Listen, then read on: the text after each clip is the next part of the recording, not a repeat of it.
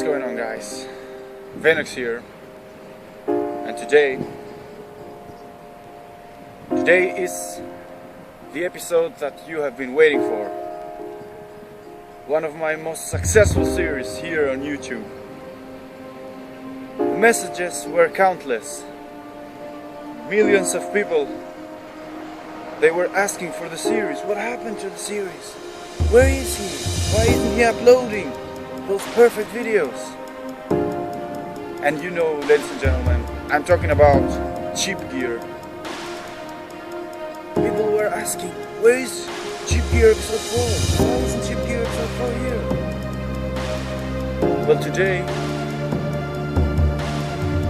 is the day that I present you cheap gear episode 4. Today we have a stabilizer, camera stabilizer, just like the Glide Cam. This one is pretty cheap though. It costed around 35 pounds, $40, something like that. And it had 2 extra weights in it. It has a quick release plate. I've already got my camera mounted here. And as you can see, mine is pretty much stabilized. It needs some work. And we're gonna test this bad boy, and if it's worth the 35 pounds that I paid for it. Because as you know, the Glide Cam and all that's these expensive stabilizers, they are, as I said, expensive. $500, $600. So as this series name is Cheap Gear Episodes, today we are reviewing this cheap stabilizer. Although it's a cheap stabilizer, it has an aluminium feel. It has this here, so you can stretch it down, make it lighter or heavier, or if you don't know about these stabilizers, when you stabilize them in the first time, they're a little bit difficult. It took me a long time to get it to this position. And if you can see, it's still moving a little bit, but it's pretty well balanced right now. So I'm gonna show you some test footage, and we'll talk about it later.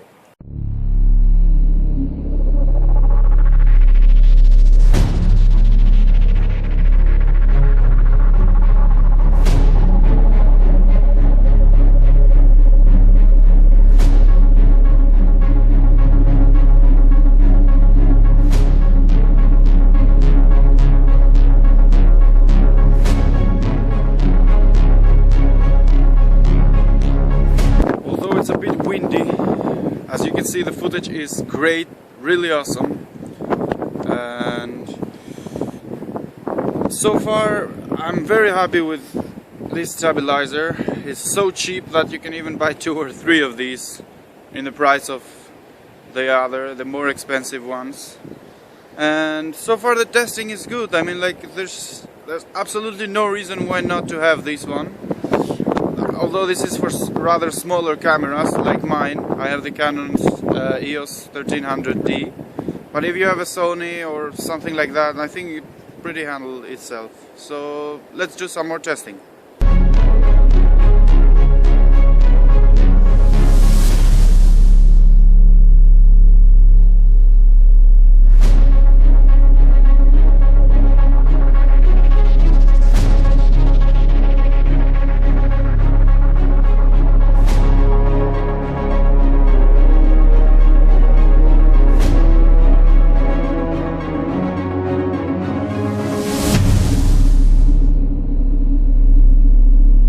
So, my final thoughts on the stabilizer.